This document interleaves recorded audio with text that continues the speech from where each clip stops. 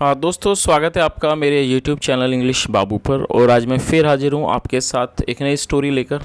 और दोस्तों, आज की जो स्टोरी है बहुत ही इंटरेस्टिंग स्टोरी है, आपको सुनकर बहुत मज़ा आएगा। उसके अलावा इस स्टोरी के अंदर आपको कई सारे नए इंग्लिश के वर्ड मीनिंग सीखने को मिलेंगे। इसका जो ग्रामर का स्ट्रक्चर है हम उसे बिल्कुल डिटेल में कवर करेंगे। उसके अलावा जो वर्ड्स की जो करेक्ट प्रोनाउंसिएशन है दोस्तों, मैं आपको उसके बारे में ही बताऊँगा। तो चलिए आज की इस कहानी को हम शुरू करते हैं। और सबसे पहले कहानी का टाइटल देखते हैं। कहानी का टाइटल है द बुल्स रिक्वेस्ट।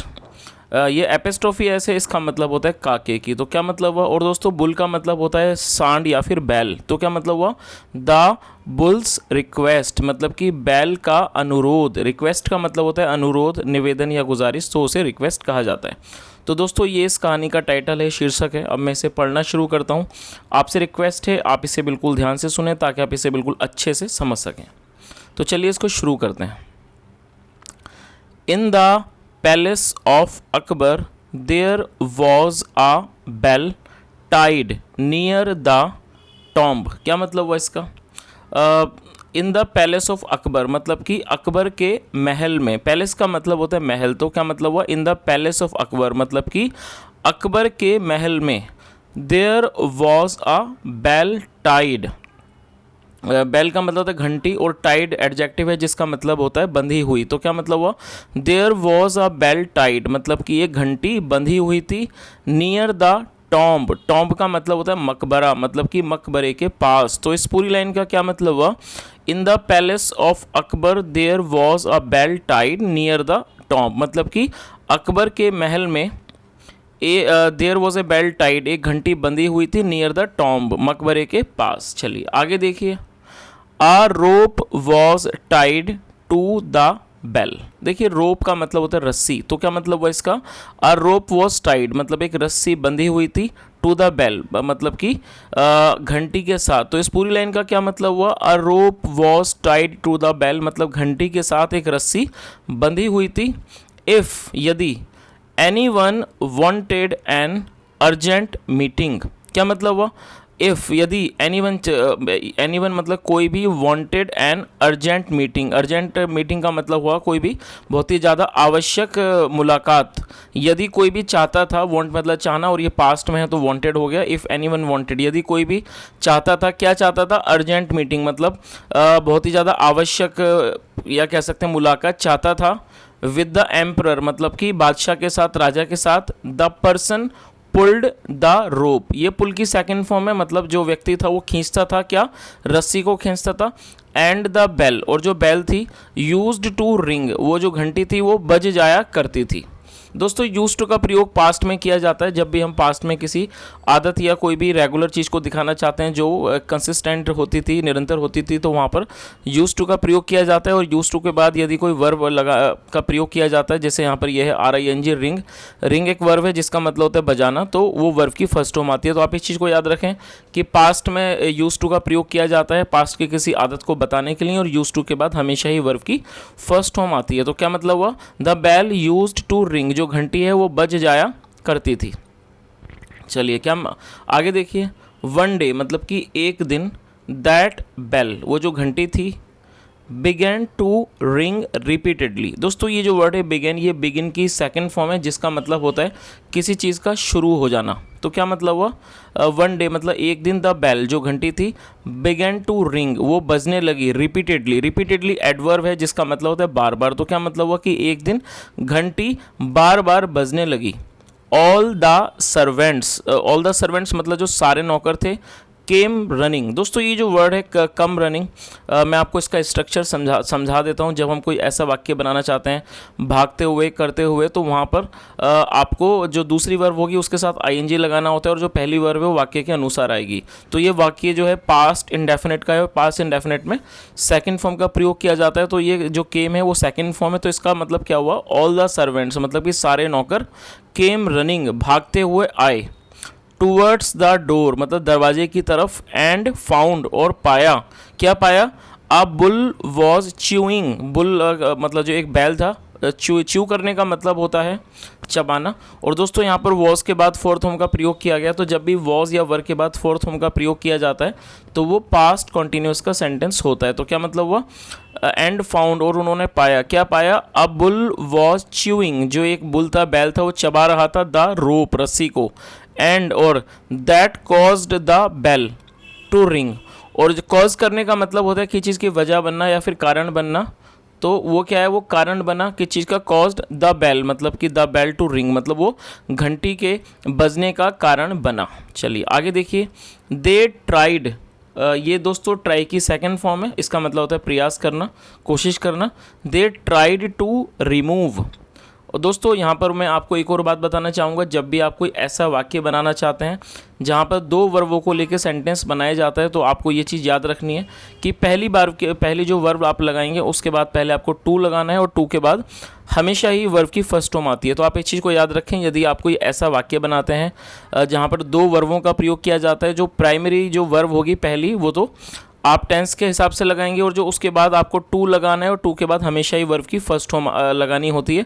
तो ये जो रिमूव है इसका मतलब होता है हटाना, और ये वर्ब की फर्स्ट फॉर्म है और ये सेकंड फॉर्म है। तो क्या मतलब हुआ, they tried to remove the bull. They का मतलब होता है वे या फिर वे लोग। तो यहाँ पर ये जो दे है वो नौकरों के लिए बारे में बात हो रही है, जैसा आपने ऊपर देखा कि वो दौड़ते हुए है, तो ये दे है वो एक से अधिक व्यक्ति हैं। तो इसके लिए दे का मतलब होता है वे या फिर वे लोग। तो क्या मतलब हुआ, दे ट्राइड, उन्होंने कोशिश की, टू रिमूव, हटाने की, द बुल, बैल को। तो इस पूरी लाइन का क्या मतलब हुआ, they tried to remove the bull, उन्होंने बैल को हटाने की कोशिश की, बट लेकिन Akbar arrived at that moment, लेकिन जो अकबर थे वो आ गए एट दैट मोमेंट, उसी क्षण वो आ गए, नियर द बालकोनी, बियर मतलब कि जो बालकोनी थी, छज्जा था, वहाँ पर वो आ गए, एंड ऑर्डर्ड, और उन्होंने आदेश दिया। दोस्तों ये ऑर्डर की सेकंड फॉर्म है, इसका मतलब होता है आदेश देना। एंड ऑर्डर्ड, उन्होंने आदेश दिया, ordered the bull to be brought, और ये पैसिव वॉइस का टेंस है। क्या ऑर्डर दिया, the bull to be brought मतलब कि बैल को लाया जाने का, इन द कोर्ट, दरबार में। चलिए आगे देखिए, इन द कोर्ट मतलब कि दरबार में, इन द कोर्ट रूम मतलब कि दरबार में।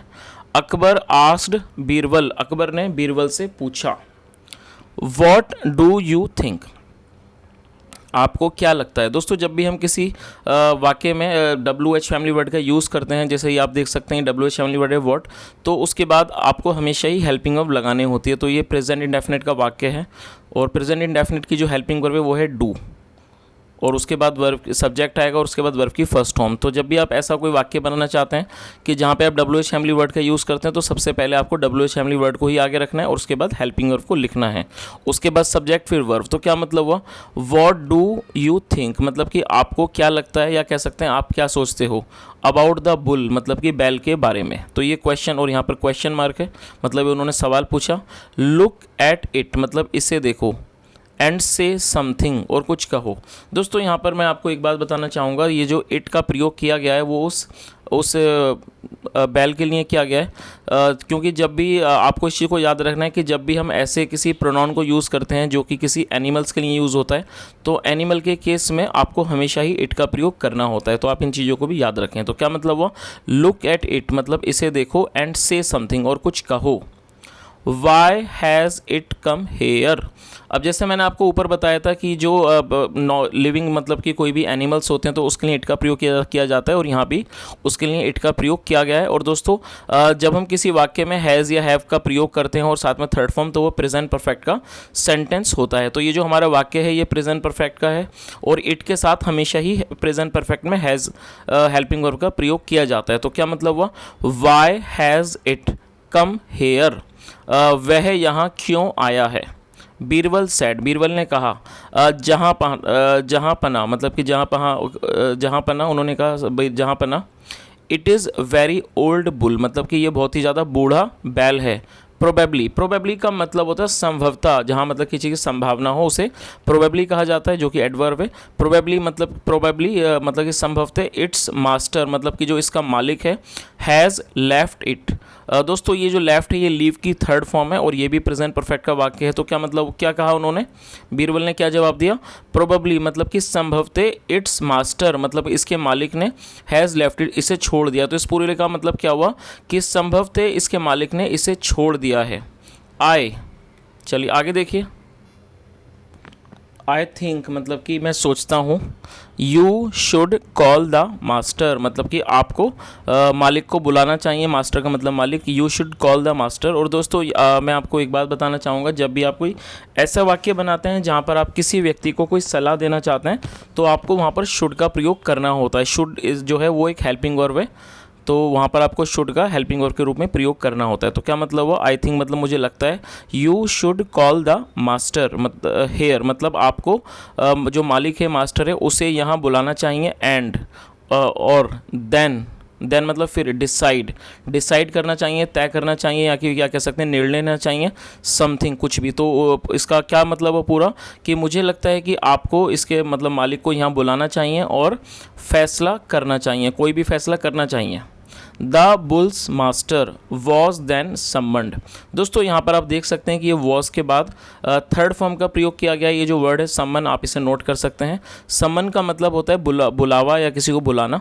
तो ये सम्मन की थर्ड फॉर्म है। और ये जो जब हम वॉज या वर के बाद थर्ड फॉर्म का प्रयोग करते हैं तो वो हमेशा ही पास्ट इंडेफिनिट का पैसिव वॉइस का सेंटेंस होता है। तो ये जो हमारा वाक्य है ये पास्ट इंडेफिनिट का पैसिव वॉइस का सेंटेंस है। तो आप इसे भी नोट कर लें। तो क्या मतलब हुआ, द बुल्स मास्टर। और यहाँ एपेस्ट्रोफी है, इसका मतलब है का के की। तो इसका क्या मतलब हुआ, द बुल्स मास्टर मतलब कि बैल के मालिक को वॉज देन सम्मन्ड फिर बुलवाया गया। तो इस पूरी लाइन का क्या मतलब हुआ, the bull's master was then summoned मतलब कि बैल के मालिक को फिर बुलवाया गया।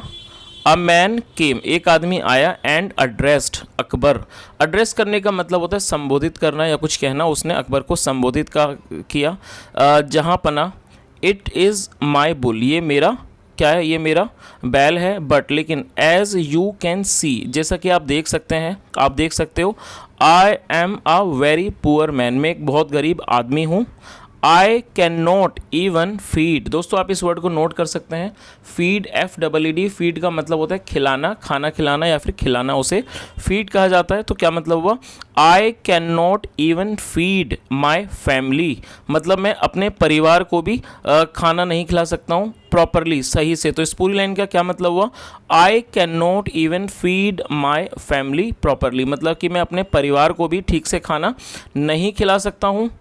How can I keep it मतलब मैं इसे कैसे रख सकता हूँ। जो इट है ये यहाँ पर बैल के लिए यूज़ किया गया। जैसे मैंने आपको बताया इट जो है एनिमल्स के लिए यूज़ किया जाता है। तो उसने क्या कहा, how can I keep it मैं इसे कैसे रख सकता हूँ। मोर ओवर का मतलब होता है इसके अतिरिक्त।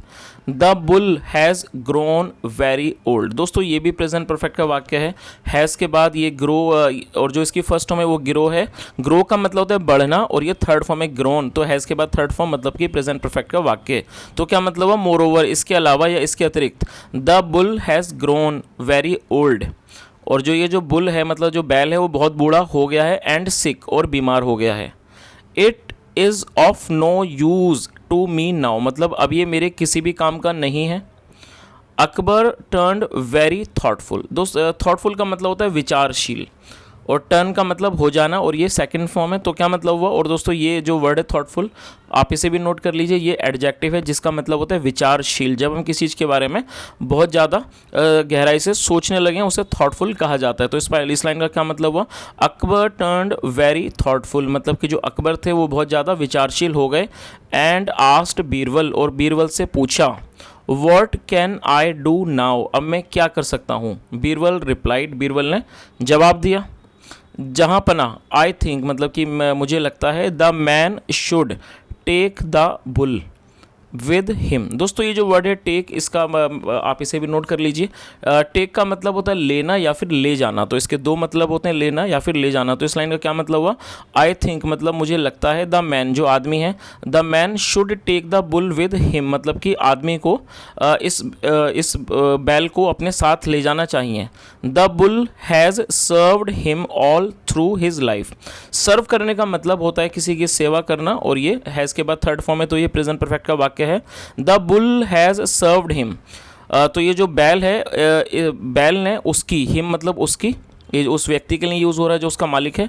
The bull has served him मतलब इस बैल ने उसकी सेवा की है, ऑल थ्रू हिज लाइफ, अपने पूरे जीवन। तो इस पूरी लाइन का क्या मतलब हुआ, the bull has served him all through his life, मतलब बैल ने इसकी अपने पूरे जीवन इसकी सेवा की है। नाउ अब the man should look after it. दोस्तों लुक आफ्टर का मतलब होता है देखभाल करना, और ये भी एक सलाह का वाक्य है जिसमें शुड का प्रयोग किया गया है। तो क्या मतलब हुआ, नाउ अब the man should look after it, अब आदमी को इसका ध्यान रखना चाहिए, इसकी देखभाल करनी चाहिए। When it has turned old, जब ये बूढ़ा हो गया है। टर्न ओल्ड का मतलब होता है बूढ़ा हो जाना, और दोस्तों ये हैज़ के बाद थर्ड फॉर्म का यूज़ किया गया, तो हैज़ टर्न्ड ओल्ड मतलब बूढ़ा हो गया है। Akbar was pleased. दोस्तों प्लीज्ड एडजेक्टिव है जिसका मतलब होता है खुश होना, प्रसन्न होना। तो क्या मतलब हुआ, अकबर वॉज प्लीज्ड, जो अकबर थे वो खुश हो गए विद बीरबल्स आंसर, बीरबल के जवाब से। एंड प्रेज्ड, प्रेज करने का मतलब तारीफ करना, एंड प्रेज्ड हिम, और उसकी तारीफ की। For his sense of human feelings, human feelings का मतलब होता है मानवीय भावनाएं। तो जो अकबर, जो क्या मतलब हुआ कि जो अकबर थे वो खुश हो गए किससे, बीरबल के जवाब से। एंड प्रेज्ड हिम, और उसकी तारीफ की। For his sense of human feelings, किस चीज़ की तारीफ की, जो उनकी जो समझ थी, किस चीज़ की, मानवीय जो भावनाओं की जो समझ थी बीरबल की, उसकी उन्होंने तारीफ की। चलिए अच्छी बात है, आगे देखिए। ही देन ऑर्डर्ड, फिर उन्होंने आदेश दिया। द मैन, आदमी को उन्होंने आदेश दिया। चलिए देखते हैं उन्होंने क्या आदेश दिया, अब हमें इसमें आगे पता चलेगा। Take the bull with you, मतलब टेक का मतलब ले जाना, take the bull with you, बैल को अपने साथ ले जाओ। टेक केयर ऑफ इट, इसकी देखभाल करो, या इसका कह सकते हैं इसका ध्यान रखो। If you treat it badly, treat का मतलब होता है किसी के साथ व्यवहार करना। तो क्या मतलब हुआ, if you treat it badly, यदि आप इसके साथ बुरा बर्ताव करते हो, बुरा व्यवहार करते हो। I will severely punish you, मैं आपको कड़ी सजा दूंगा। और दोस्तों आप यहाँ पर इस सीन को देख सकते हैं, यहाँ पर वो व्यक्ति है और यहाँ पर वो राजा है और ये बीरबल है, और ये सब आपस में बात कर रहे हैं। चलिए, तो दोस्तों इस तरह से ये छोटी सी एक स्टोरी थी, और आपने देखा कि स्टोरी बहुत ही अच्छी थी। लास्ट में जो बीरबल थे, बीरबल ने अपनी अच्छी समझ से अच्छा निर्णय लेने का अकबर को सलाह दी कि ये जो बैल है, ये जो इसने अपने मालिक की पूरे जीवन भर सेवा की है, तो अब ये बूढ़ा हो गया है, तो मालिक का फ़र्ज़ है कि उसकी भी वो देखभाल करे। तो दोस्तों मैं उम्मीद करता हूँ कि स्टोरी आपको अच्छी लगी होगी। यदि आपको मेरा प्रयास भी अच्छा लगा हो तो मेरी आपसे रिक्वेस्ट है, वीडियो को लाइक करें, चैनल को सब्सक्राइब करें, बेल आइकन प्रेस करें ताकि आपको नोटिफिकेशंस मिलते रहें, और कमेंट करके ज़रूर बताएं आपको स्टोरी कैसे लगी। सुनने के लिए thank you so much. Have a nice day and bye.